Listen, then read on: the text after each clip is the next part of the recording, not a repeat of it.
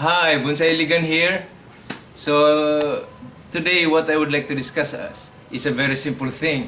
How I fertilize my bonsai. Somebody a question, post a comment on how do I fertilize my bonsai. So basically there are many types of fertilizer I use. So for example, the most basic is the chemical one, that is the NPK, balance NPK 14 14 14 or 16 16 16 or even 15 15 15. But once they are already in bonsais like those in the pots, I use a slow release. See, this is a slow release and this is the brand, Osmocot brand. See, and it is yellow, and then these are the fertilizer. So this is a slow release as opposed to the normal balanced fertilizer, which is NPK or 14 14. But this one also is 14 14. See, this one also is a balanced fertilizer of 14 14 14. Did you see it?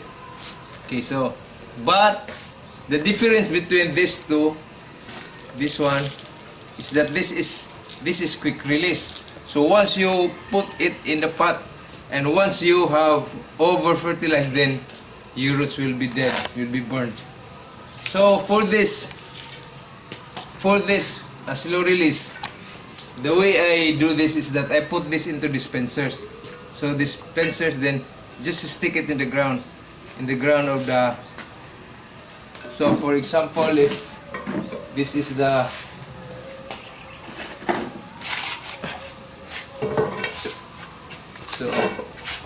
if that is the bonsai pot, you just stick it there like that, because you open that one, open this, fill it with your fertilizers, slow release fertilizer. Do not fill it to the brim, because the fertilizer will expand as it fills water. So for example, this one, okay, so you now have two fertilizers there, two dispensers. Actually, you can put many, as many as 10. Anyway, even if you have 10 like this, it will not quickly dissolve into the soil. What it does is, once this fills water, then it will absorb water through osmosis. That's why the brand is called Osmocot. I think the principle is through osmosis, water gets into the pellets and the fertilizers inside the pellets are being released. Okay, so that's why I caution not to fill this with fertilizer, with pellets. As you fill it only up to half, because once it can fill water, it will expand. As water goes into the pellet, it will expand. Okay, so if you run out of dispensers, for example, you can use screens. So this is already a very dirty one, but the pellets are still there. I just put it there. I use either stockings, tea bags, or whatever substitute, as long as it will hold the pellets, because if you water that, there's a tendency that the pellets will be washed away. So another technique is probably to insert it here. I insert it here because anyway the roots will go to the side and reach out for nutrients. So then it can, as it reaches the wall, it reaches the pellets and reach the Osmocot. So this is my first attack for bonsais which are already in bonsai pots. However, since my training doesn't necessarily start with bonsai pots, usually the tree starts with large pots, sometimes in plastic basins and sometimes in concrete cement or cemented bonsai pot, but large for it to be called a bonsai pot. So that is because I am still enlarging the roots to enlarge the branches, and the shape. But of course, when the tree is now ready for its root has been trimmed 2 to 3 times already, that means it has ramified enough and fit it and can fit a bonsai pot. Then that's the time I put into a bonsai pot. And that's why I have to be careful. During that time, I have to be careful with fertilizing. So the thing to remember is that the more the soil, the more you can fertilize. So the more you can even throw fertilizer like this, like that, to your large soil container. So, but again, if it is already in this small bonsai pot, you have to be careful and you have to use dispensers. Otherwise, you can easily over fertilize and burn. So another way I do is this ordinary 14-14 balanced fertilizer. I put in a pail of water with water, and then I dissolve it there. Then I put another concoctions, such as, for example, organic fertilizers such as vermicast, or even compost, or even some protein content. Okay, and then I mix it. Sometimes with urea, I mix it. Then I pour it in large pots, not necessarily in this small pots. These small pots can take only so much fertilizer, and that can be dangerous. So you may put some, you can still use that. Okay, so basically that's the second. The first attack is osmocote, slow release for bonsais in pot, and then this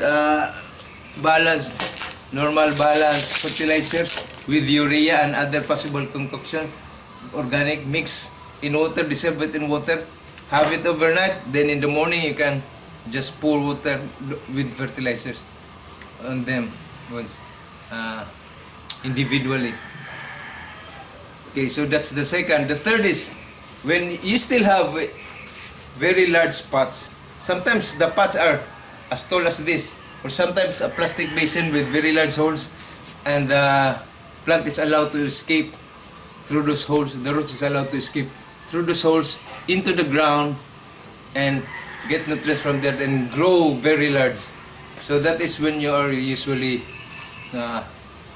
you're still enlarging it. So enlarging the branches to proportion to the trunk, and then you do trimming while they are still in the plastic basin in the ground. So that is how I do it. So first, my plants, especially collected ones or Yamadori, they goes into plastic containers, and sometimes they are in colander, and sometimes they are in plastic basins and allowed to escape, the root to escape and enlarge themselves. Once they are enlarged, I try to transfer them. I transfer them into a training pot first, concrete pots larger than their usual bonsai pot, until they will have trained roots. I have already trimmed them, and so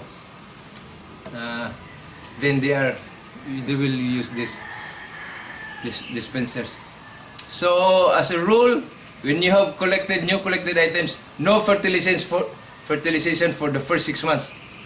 You just let it grow on its own, because that is very dangerous. That is in the rooting stage, and once you burn that, there will be no more other energy. The plant is using its residual energy to grow itself, because collected items can sometimes be only stumps. You are given a stump, no roots, no branches, no leaves. Plant it in a cool sun and let it grow. The plant utilizes its residual energy to produce roots and then eventually shoots.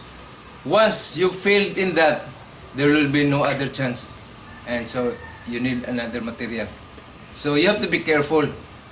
Because the most difficult ones are the Yamadori. The cultivated ones, say seedlings, cuttings, or air layer, that's a lot easier to root. So that's my fertilization, and I got plenty of large materials because I buy collected materials. These materials are delivered to me without roots. no leaves, no shoots, just a stump, and then I grow from there. And of course, the technique is first no fertilizer, rooting hormone. Yes, you can use rooting hormone, but no fertilizers. Until the shoots are about 4 to 6 inches long, then that's the time you ease it to the sun. Then probably after 6 months to a year, that's the time you slowly introduce your fertilizers. Don't worry, you might think that the plants could not survive without fertilizers.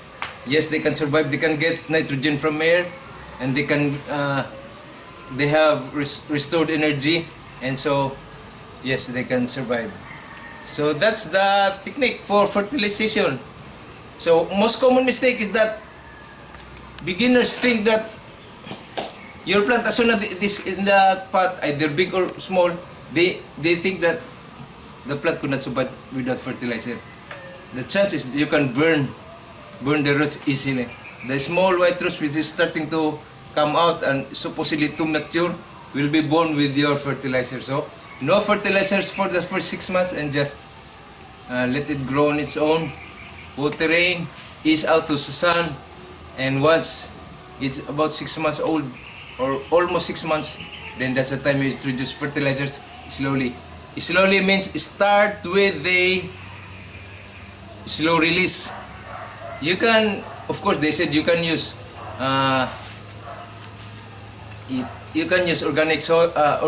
organics, but even organics can have their toxic level. So unless you have big pots, basins on where your plant is growing, yes, you can mix organics there because it has a lesser chance of burning. Organics have the lesser chance of burning your roots. These chemical ones are these ones are fast acting. Yes, especially when you want your trees to be really building branches, use urea, use balance in PK, and then even with that alone, without organics, you can grow large branches. And I hope I have said everything, and you can post questions, of course, and I will try to answer them. So for now, that's just it. No more today, just explanation because somebody posted how do I fertilize my. Of course, for a special species like Pemphisis, they have a special way. You have to put some seawater or salt or some protein from fish. So fish emulsion, I use fish emulsion, and then sometimes I put some organics with microbial action. So because the microbial action is to soften your soil, because the microbes can work in there, and then you have softened soil. That's important for the Pemphisis, but for other species like Abgao, Tugas, and this, especially Pemphisis, Phycosis, they do not need those sophisticated simple fertilization. They thrive on that. Sometimes even none. Okay, I hope that was helpful. Thanks for watching.